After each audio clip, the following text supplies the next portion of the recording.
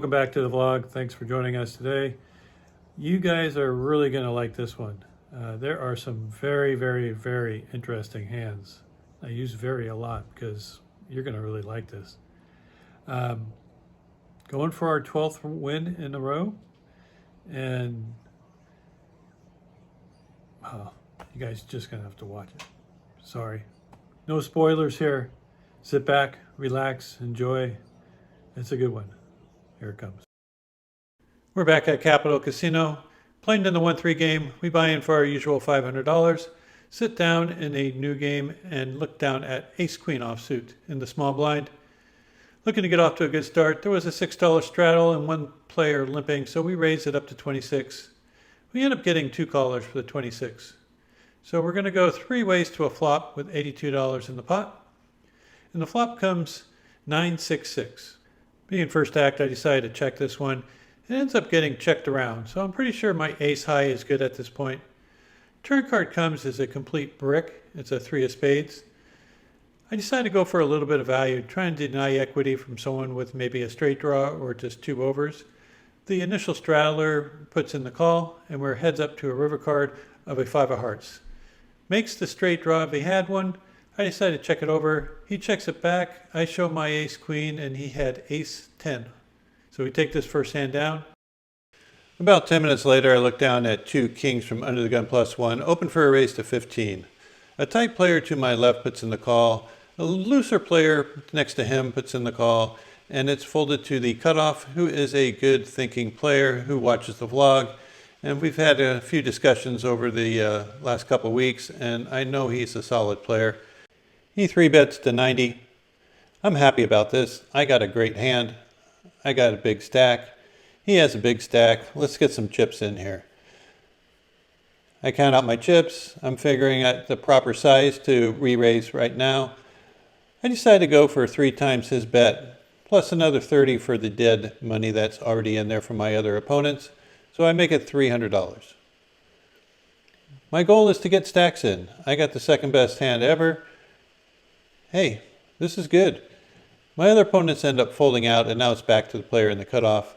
He looks at my stack for a bit, then looks back down at his stack, and then tosses a chip in and says, he's all in. And I go, oh no, not again. Are you kidding me? Every time I get in this spot, I have like a big pair, someone has a bigger one. But let's face it, there's no way I'm folding kings here. If he has aces, he has aces. I'm almost getting the proper odds to call, even if he has aces. If he has 6 combos of aces and 1 combo of the other kings, I'm getting like the right price to make the call. So I tell him, man, you got me, you got me. I can't fold. So I flick in the chip. He says, yeah, I got aces, and I show him my kings. And we see a flop ace high. I get smashed. He stacks me. Time to rebuy. Yeah, there's no way you can get away from that. You're just screwed. You're going to lose the pot, you're going to get stacked, and that's that.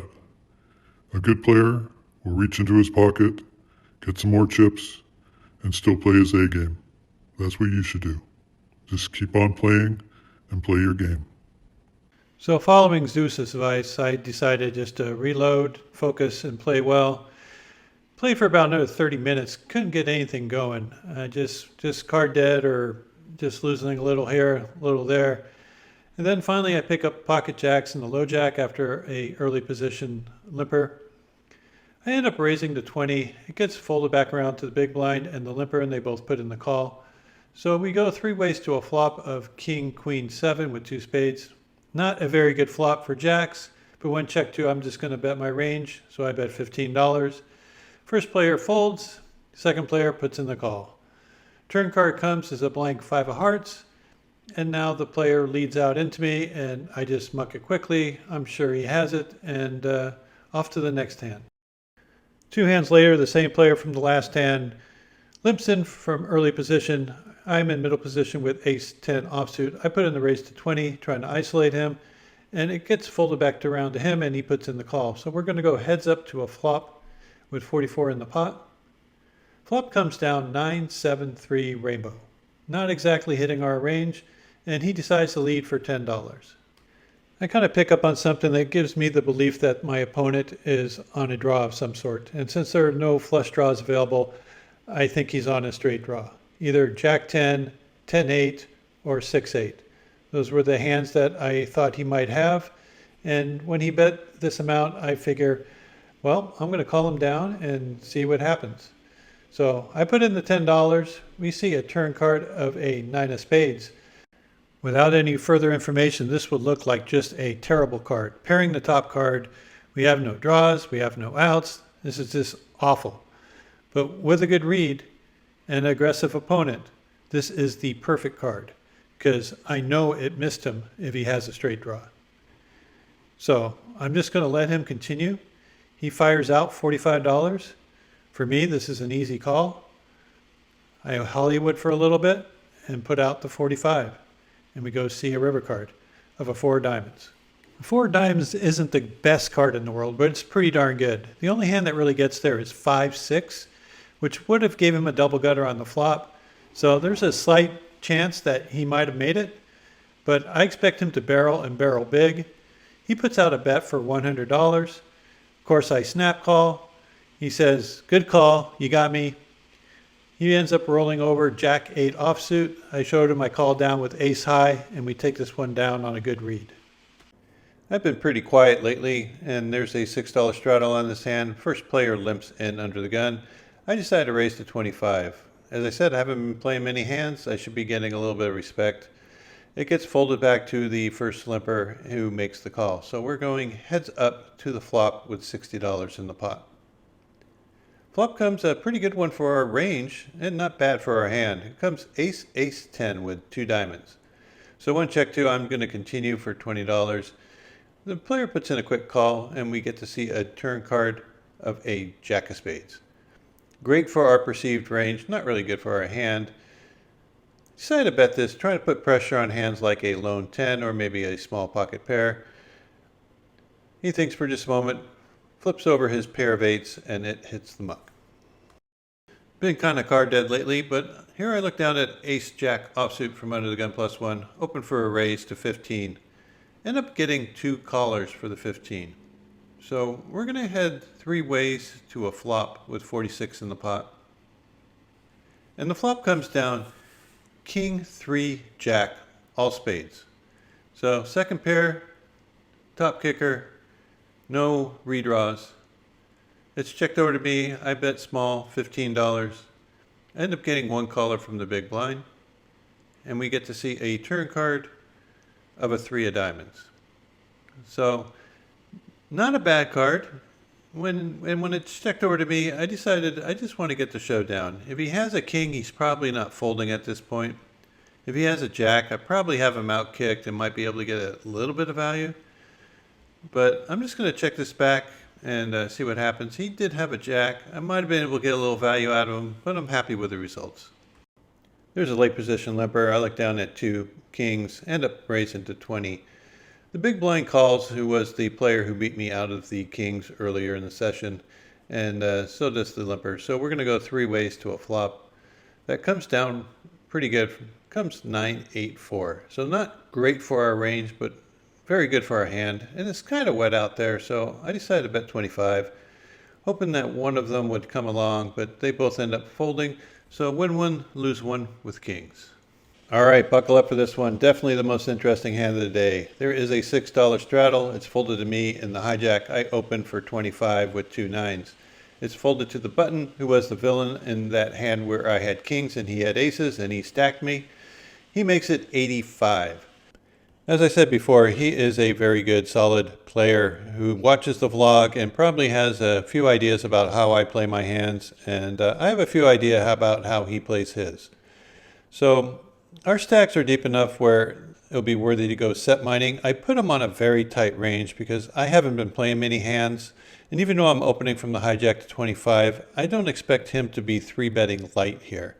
So the hands I'm putting him on are like queens plus, ace king suited, maybe ace queen suited. So hopefully we can get a good flop, something with a 9 in it, and I can double through him. So we're going off heads up to a flop with 180 in, and I am not looking at the flop at all. I am just staring at my opponent and trying to see his reaction to it. I figure this will be a good way to tell whether the flop has crushed him or not. And my initial reaction was that he did not love the flop. It was not that he was afraid of it or scared of it. I just sensed that he did not love it. Anyway, he ends up betting $75. And now it's my turn. So I peek my head around and look to see what was on the flop, and it was not a 9. So 99% of the time I would just muck this, because if he has an overpair like queens or kings or aces, there is absolutely no way a regular 1-3 player would be folding. But because he's a thinking player and he knows that my calling range for his 3-bet is very heavy on jacks and 10s and 9s, that a check raise would be in order. So I make it 235. And in his mind, this has to look awfully scary, because I know if I had a hand like queens or kings here in his shoes and someone check raised me on this board to a value size like 235, it would scare the bejesus out of me. He thinks for quite some time, and he goes into the tank, and I'll speed this up for you. So every once in a while he would kind of make a comment or ask for some sort of count or try to ask me questions, and I just have my regular old poker face on, and then he kind of made this comment.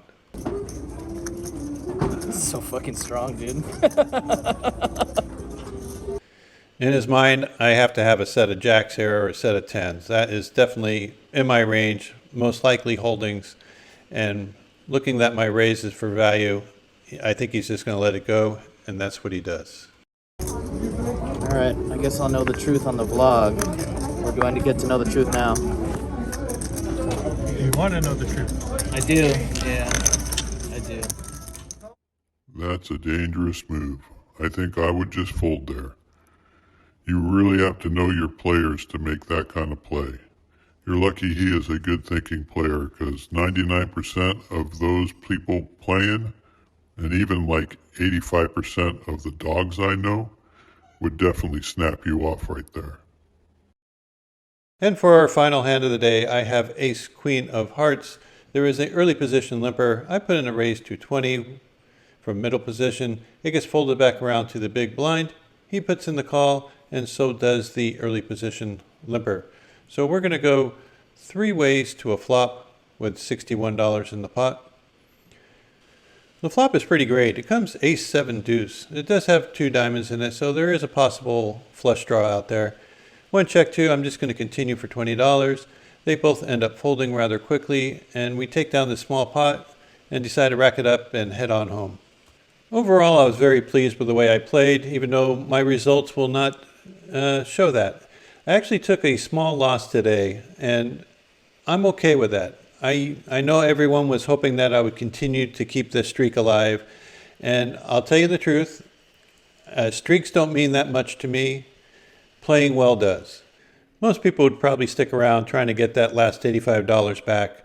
I understand their thinking, and if it works for them, fine. For me, it's one long game. This is just a little intermission in the upward movement of my bankroll. So I don't care too much. It does make good headlines for YouTube though, so I can understand some people criticizing me for stopping. But I was tired. I was done. It was time to go home. So I booked it and headed on out. Really appreciate you guys making it to the end of this video. If you haven't liked and subscribed, please do so. It does help out the channel. And until next time, good luck at the tables, and we'll see you in a few days.